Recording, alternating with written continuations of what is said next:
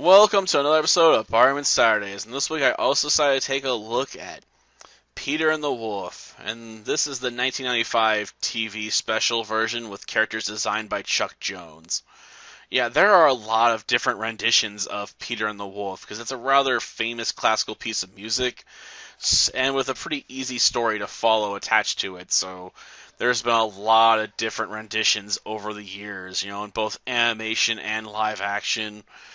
And I'm sure there's been plays and all kinds of other stuff that have been done with it. Because, you can adapt this story fairly easily and make it, a musical adventure. Unfortunately, I'm not the biggest fan of classical music, so this doesn't have that much appeal to me, as an audience member right from the get-go. So I would say take my opinion with a grain of salt. But this film feels bloated to me.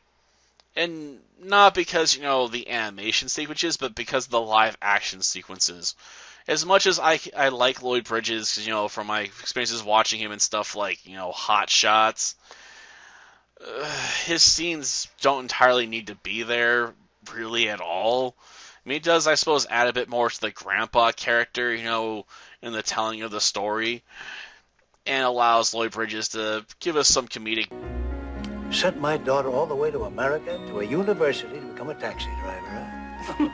bits, which were nice, but I'm just like, we could cut this stuff and just focus on the animation, and we probably wouldn't lose that much other than, the necessary runtime to fill out an hour TV special. Because this film, with the live action stuff, clocks in at 49 minutes, So that leaves you with 11 minutes, for ads.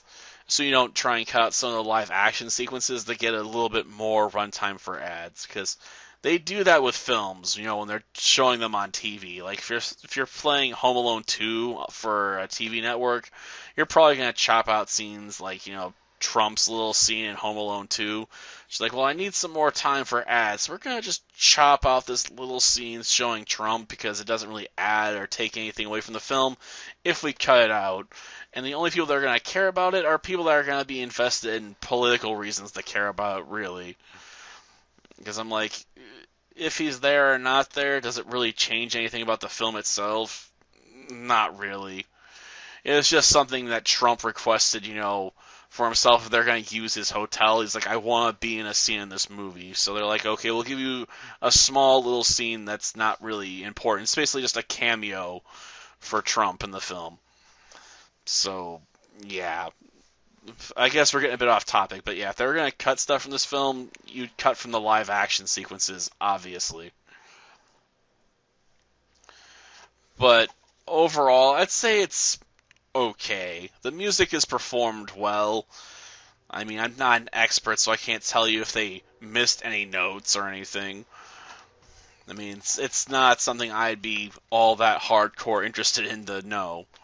So, like I said, take my opinion with salt. It's an okay telling of the story. Obviously, since it's meant to be more kid-friendly, the duck survives being eaten by the wolf and gets barfed back up near the end of the film. The noise startled the wolf so much that he opened his mouth and out fell the duck.